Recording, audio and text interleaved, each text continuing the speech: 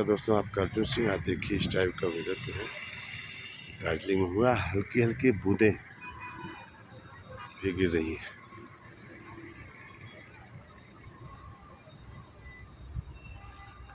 ठंडी भी बहुत ज़्यादा बढ़ गई है। बादल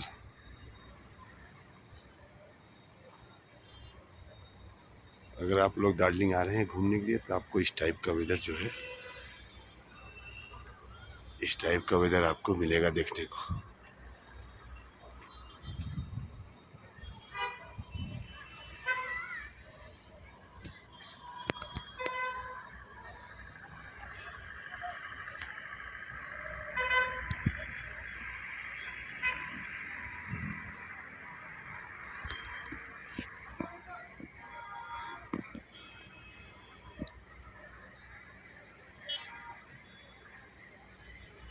ठीक है दोस्तों।